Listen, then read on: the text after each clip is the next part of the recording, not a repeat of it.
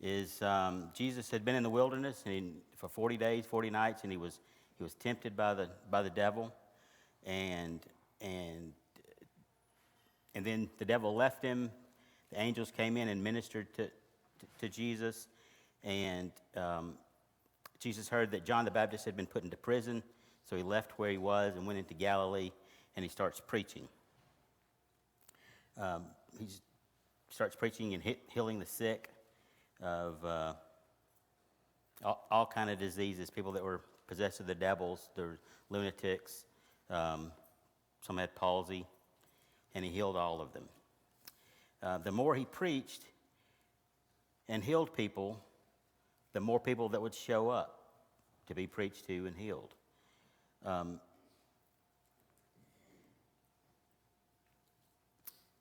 Matthew 4:25 says, "And there followed him great multitudes of people from Galilee and from Decapolis and from Jerusalem and from Judea and from beyond Jordan." People were coming from all over to either be healed or to hear Jesus preach, or some were just curious, I'm sure, to who is this guy? Without the aid of Facebook, the radio, television, the word of mouth. I mean, literally, one guy sees him, he walks 5 miles, tells 5 people. Oh, it's the original. It's the original multi-level marketing system, you know.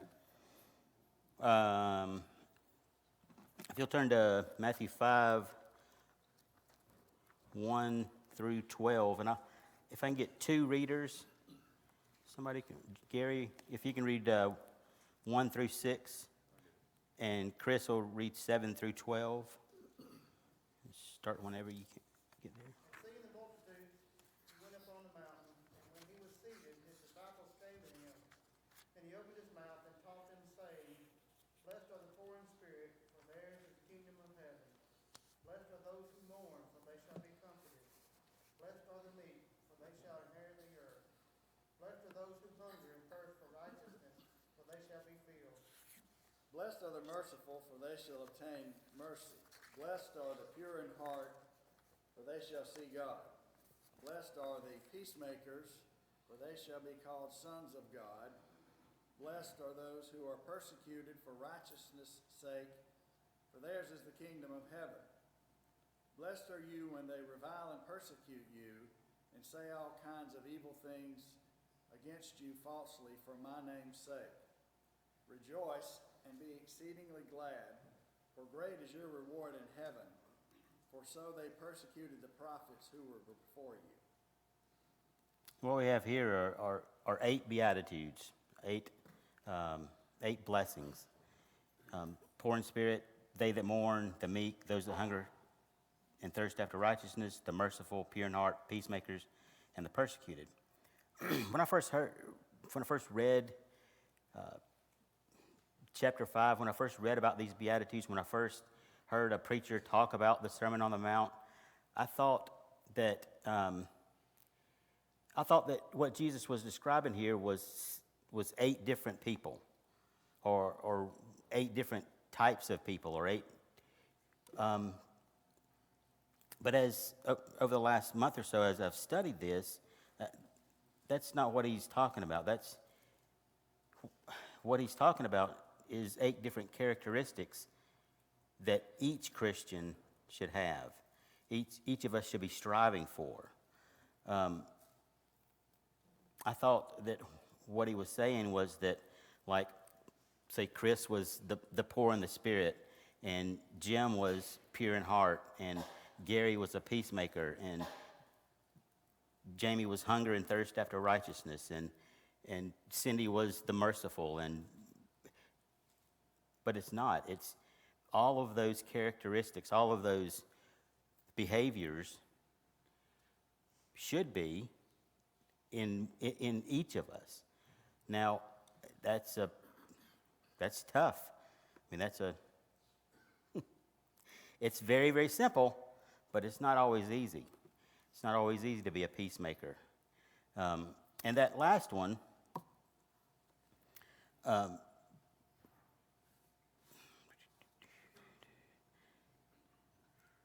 that last one is the persecuted. That's not something that we go out and try to do. I mean, that's actually a consequence or a result of those first 7 there. Can I get somebody to read Romans 12, 1 and 2? Are you turning there, Thad?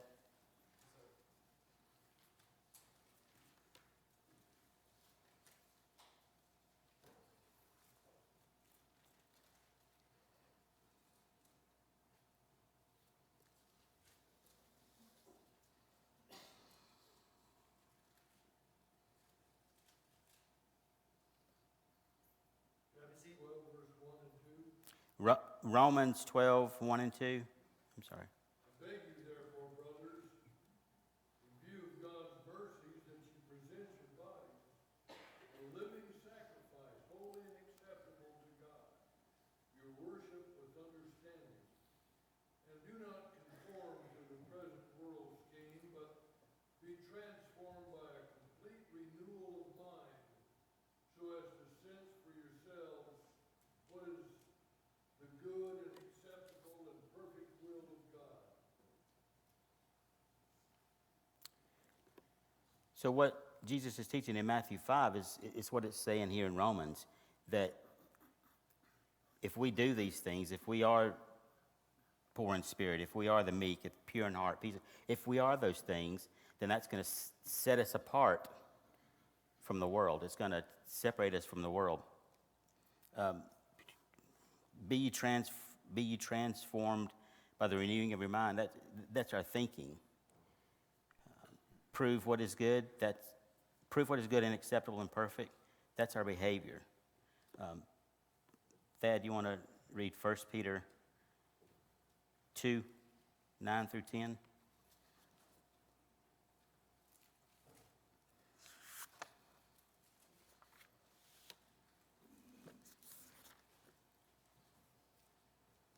But ye are a chosen generation, a royal priesthood, a holy nation, a peculiar people, that ye should show forth the praises of him who hath called you out of darkness into his marvelous light, which in times past were not a people, but are now the people of God, which had not obtained mercy, but now have obtained mercy. You know, it says that, it talks about being called out of God, and God has called us out of the darkness. The darkness is the world. Is it just preachers that he's talking about here that are called out of the world? Bob says no. Bob says no. People have been asking me lately if I've gotten the calling to preach, and I tell them, well, yes and no. No, because there wasn't like a bolt of lightning or a clap of thunder or some formation in a cloud that I saw and I said, I've got to preach. But it was the Bible, specific verses like Mark 16, 15, go into all the world and preach the gospel to every creature. I mean, we're all called out, each of us that are doing, that are being a peacemaker, that are being meek, that are being those things that Jesus describes as being a Christian. So let's go back to Matthew 5, and we're looking at these 8 characteristics of a Christian, except that last one. It's not like the others. The first 7 are things that we do. I won't go into detail about those first 7 because there's other people that have been assigned, asked. I don't know if they were asked, told. They're going to cover those each in a lesson in the future. So what we're going to look at is verses 10 through 12. Blessed are they which are persecuted for righteousness' sake, for theirs is the kingdom of heaven. Blessed are ye when men shall revile you and persecute you, and shall say all manner of evil against you falsely for my sake. The last one, which is to be persecuted, is what happens to us when we do the first 7. The beatitude, this beatitude does not stand by itself. If it weren't for those first 7, we wouldn't be persecuted. And how many times in your life have you not been persecuted and felt guilty for not standing up for what was right? We sometimes, I don't know, I think sometimes we're maybe afraid or confused or not. Maybe we just don't know enough about the Bible to speak up for what's right.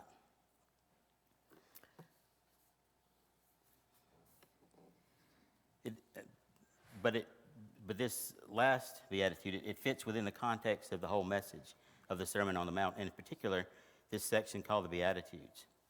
It's a statement made within the midst of a sermon on true righteousness, and it's the conclusion of a series of proclamations about the blessings that those who are truly righteous will receive. The characteristics described within the Beatitudes are descriptions of what the truly righteous are like, or at least they're what we're trying to become. So why are the truly righteous persecuted? Why do men revile righteous? Can someone turn to John 3:19 and 20?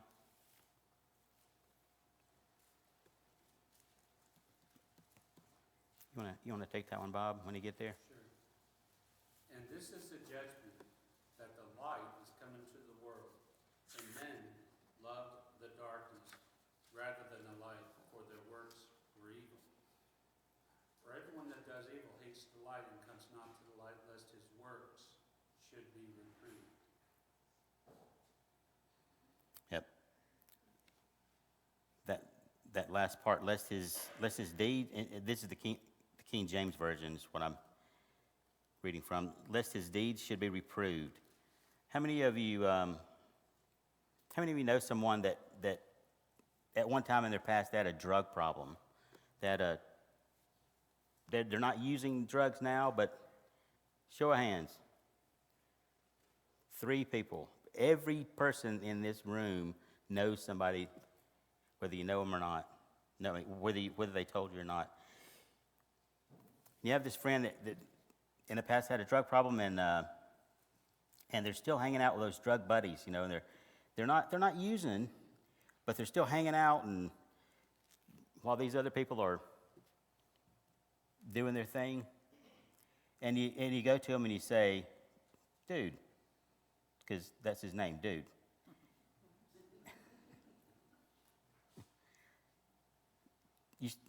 You tell them, hey, look, you shouldn't be hanging out with these people. You shouldn't be hanging out with these guys that you used to use with, because eventually you're gonna. And they say, no, I'm just here drinking iced tea and eating chicken wings, and I'll be okay. And you kind of press the issue, and you say, well, remember the last time you did this, and this is what happened. And what do they usually say? There's one of 2 things that people will say in that situation.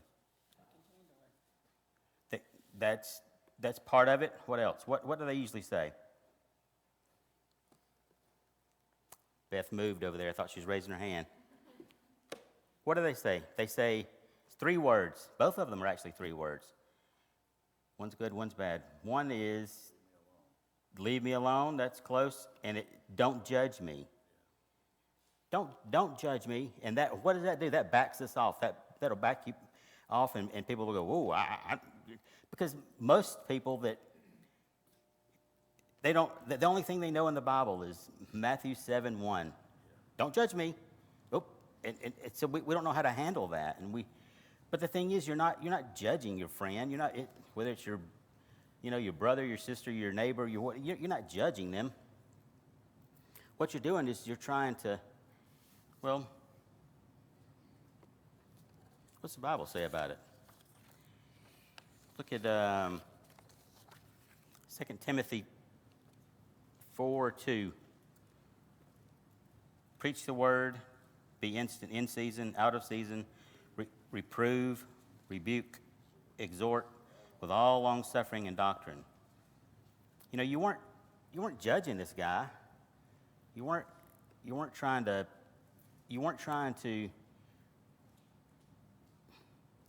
make him feel bad, feel whatever. What you were doing was trying to help him. What you were doing is trying to save his life. And a lot of people don't see that. I'll get to you in just a second, Scott. The other thing, I said there was one of two things that he would say.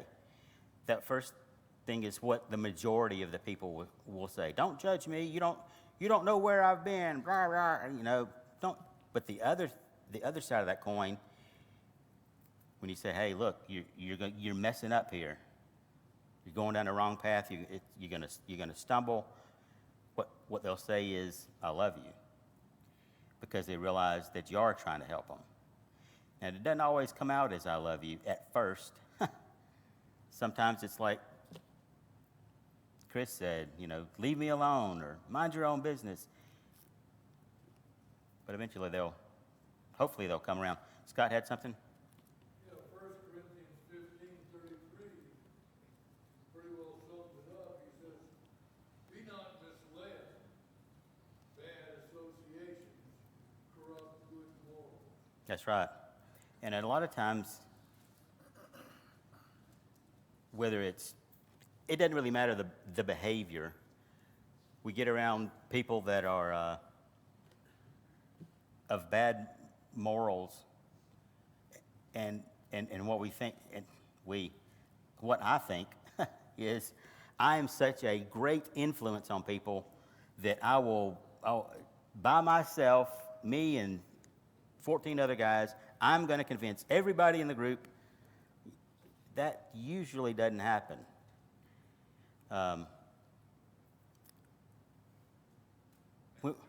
ahead. It's our primary influence. What's influencing us to either do good or do right? Be not conformed to this world. That's right. Be transformed. There's two options there. One, we can conform to this world, or we can be transformed, and both of those deal with influence. That's right. When we went on the mission trip last year, we would go out in teams, and they didn't send us out with just one translator, just like me and a translator. Sometimes it was me and one or two other people. Was the smallest group, because there's strength in numbers. Well, there's strength in numbers, and you know, we felt more comfortable with strangers, with people that were like-minded. That's a sales tactic. You know, when you go to look at that car that you don't really need because you haven't paid off the last one, but you think you do, and what happens? You're talking to this young guy, and he's talking to you, not really getting anywhere, and then all of a sudden, bloop, this other guy shows up. And you're like, how did he know?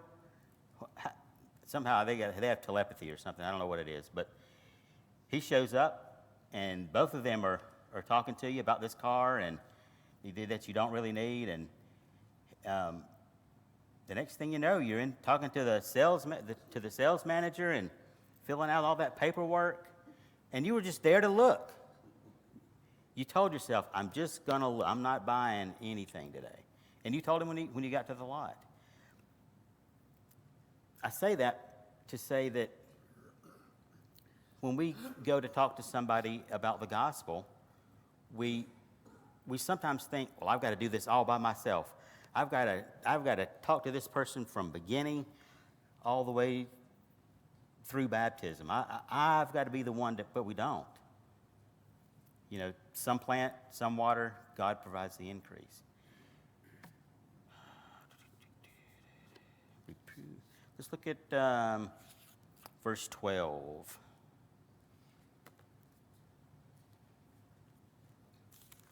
Somehow I got turned around here.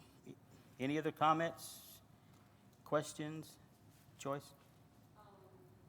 As you see nature, if you got a rotten potato in a sack of potatoes, that rotten potato, just one rotten potato, would make all the potatoes around it have rotten spots on them. Yeah.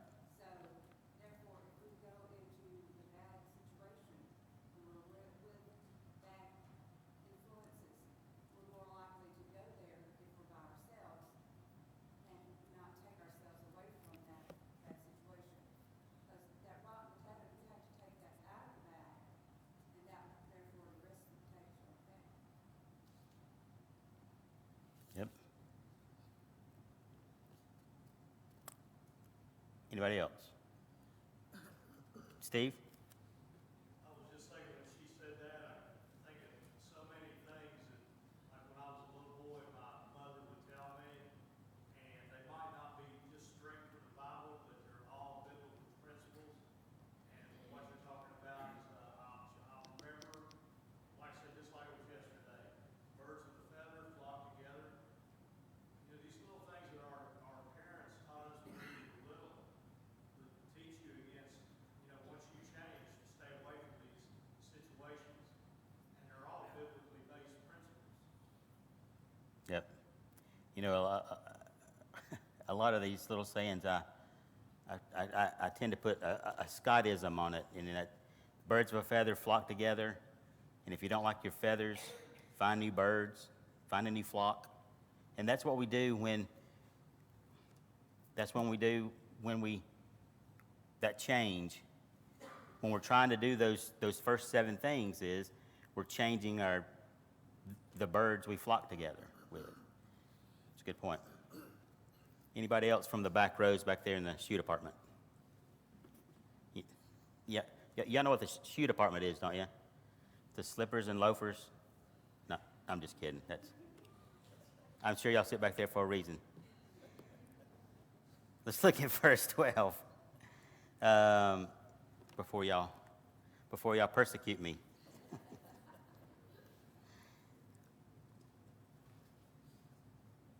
Rejoice and be exceedingly glad, for great is your reward in heaven, for so persecuted they the prophets which were before you. So Jesus is telling us, when people are persecuting you, to be happy about it, to find joy. Joy is actually more than happiness. Yeah. So how does that work? How does that work? When we truly live for God in righteousness, we will be persecuted by those who do not. But Jesus says here that there's a blessing in that. The blessing is only there if the persecution is for the sake of righteousness. Many people want to claim this blessing when in reality, the persecution they are under is caused by their own evil doing. Let's look at 1 Peter 3. 1 Peter 3, 14 through 17.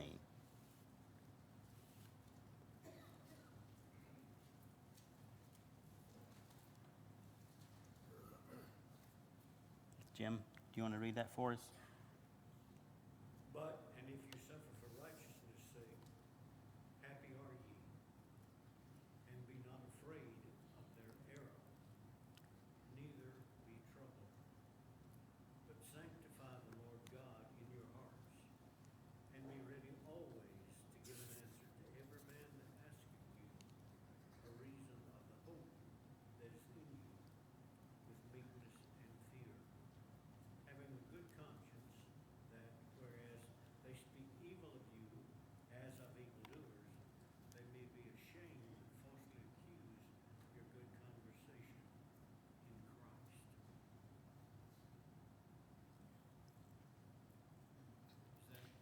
That is. Yeah, no, that's it. Thank you. Actually, verse 17, one more verse. For it is better, if the will of God be so, that ye suffer for well-doing than for evil doing. So, blessed are the persecuted, but there's that very specific reason for being persecuted. And what is that? Is it everybody that's persecuted is going to receive joy or should be joyful? And what's that very specific For his name's sake. that say it again? Persecuted for his name's sake. Persecuted for his name's sake. So if I go out and seek to be persecuted, which that's kind of a messed up thought. That's kind of a messed up. If I go out looking to be persecuted, then I'm not doing that for Jesus' sake. I'm doing that because of pride and arrogance. And how many people do we know? We're not judging them, but how many people do we know that do this on a daily basis? They seek out situations where they will be persecuted. That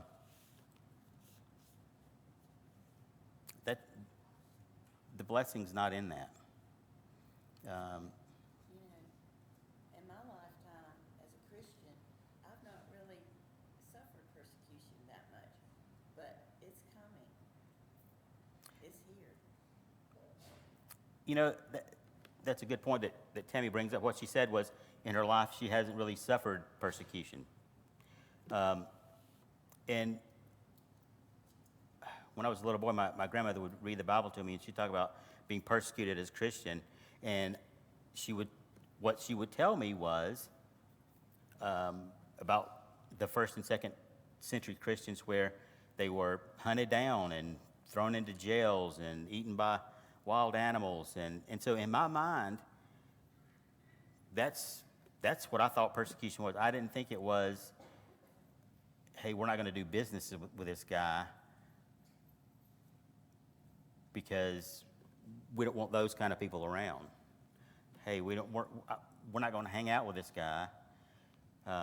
You know, we call it persecution, or we call it peer pressure with kids, but as adults we call it persecution. It's the same thing. That's a good point. Comments? Questions? Rebuttal? Nope. Brother Scott, a good Yep. example is Acts chapter 5 and verse 41. Acts 5, verse 41. They therefore departed from the presence of the council, rejoicing that they were counted worthy to suffer dishonor for the name. So these are the apostles that were brought before the council again. Hey, we told you not to speak in the name of Jesus. Mm-hmm. Well, they were persecuted, or they had dishonor brought upon them.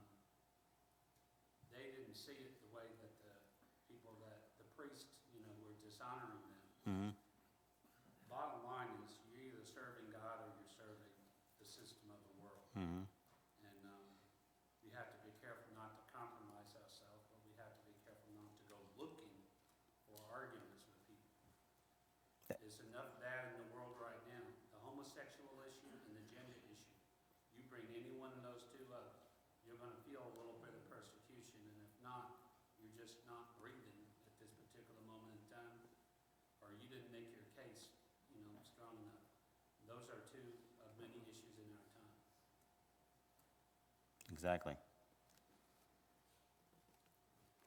Let's turn to Romans 8:5.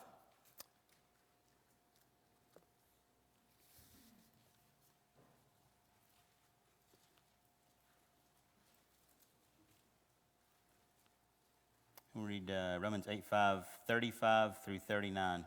Randall, can you read that for me?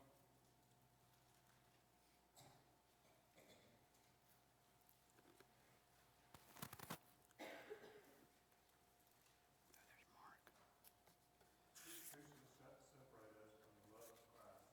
Shall tribulation, or distress, or persecution, or famine, or nakedness, or peril, or sword?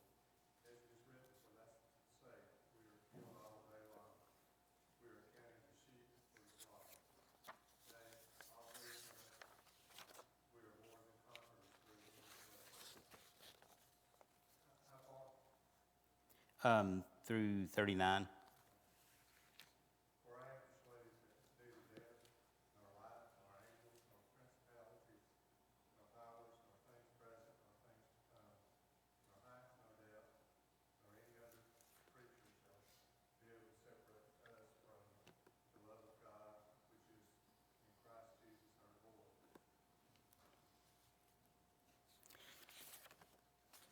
What it says nothing can separate us from the love of God. What?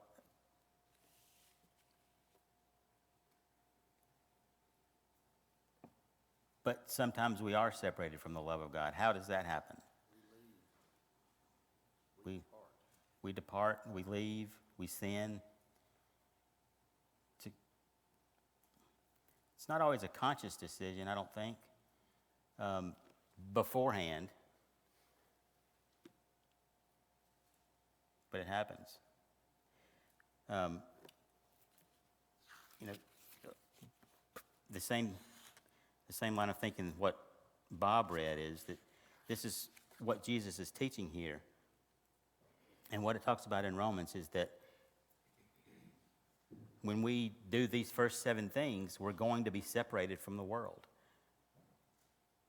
It's not always us dividing our family, our friends, co-workers. It's not always us. Most of the time, it is them. You talk to people, and you're talking about the gospel. You want them to obey the gospel, and they're thinking about their family, whether they're their parents, their brothers and sisters, their friends, and they're thinking, if I start living this way, I'm going to have to tell all these people I can't hang out with you anymore. But rarely does it happen like that. It does some, and it has in my life. But usually what happens is your friends, family, whoever, they see you changing. They see you being meek, the peacemaker, hunger and thirst after knowledge, after righteousness. They see these things changing in you, and they don't want any part of it. They don't want to change. They don't want to, like it talks about in the, what was it? They don't want their evil deeds illuminated or reproved.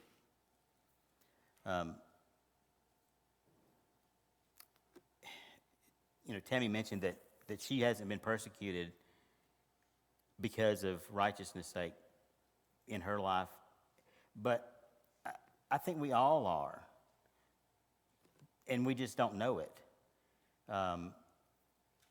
It may not be as overt as being thrown into a dungeon and eaten by wild animals, or even, most people are not going to call you up and say, hey, you're doing this Christian thing? I don't want any part of it. I'm not going to. No, that does happen, unfortunately. Sometimes we bring our families. When we get the good news, we want to share it, and we share it with our families, and they start attending church for a while, and they may even obey the gospel, and then something happens, and they fall away. We try to talk to them. Hey, where are you? What's up?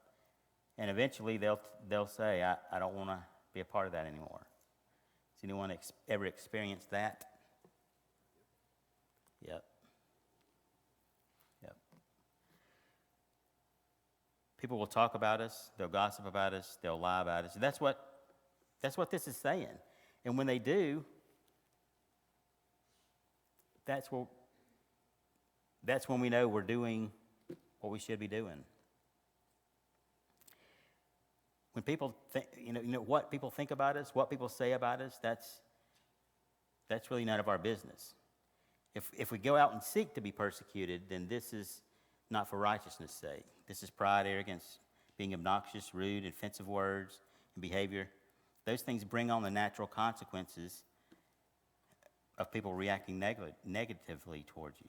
There's no blessing for persecuting that comes for those reasons. There's no joy in that persecution. Comments or questions? There's a reward in that too. When we're living the life of Christ, it says, rejoice and be exceedingly glad. Exceedingly glad. Great is your reward in heaven. So for us to live the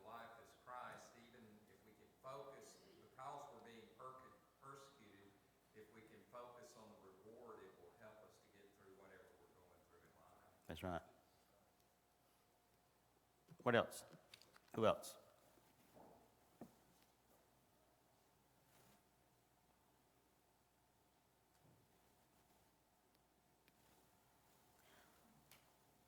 I think this may be a first, but I'm done. It's not a first. Well, Chad's not up here talking, so we didn't go 15 minutes over, and so we have a few minutes. So I'll tell you about my week. For the last few months, I've been unable to listen to Chad preach. Can't stand it. And it's been really messing with my head and tearing me up. So this past week, Chad and I and Noah, we went camping, and got out in the woods, and I made sure Chad had no weapons, and so I told him, I said, dude, I call him dude too. And I said, I can't listen to you preach anymore. And I said, I'm not saying that when you preach, I want to get up and say that you're saying something wrong or you're, argue with you. I just don't know what it is. Hurry up. Oh, you gotta finish No. the story. Cliffhanger, come back next week. No, so what I'm saying is when he's preaching, I just want to get up and go up there with him and preach, and I don't know what I want to do, but it's irritating. Not in a bad way. I'm just saying that there's something going on in me. And Chad said, well, he's had that same thing happen with him when he was in preacher school, and he listens to different preachers, and it's a good thing. It's what it describes in, I lost the verse. Having it in my bones. What is it, Chad? Yep. Talking about having the word in your bone, and it's just got to come out, and I wasn't going to say anything for a long time, and then Brandon showed up on this past Wednesday, and I experienced that same thing with him, and I thought, it's not about them, it's about me and changing, and well, that's it. Thanks.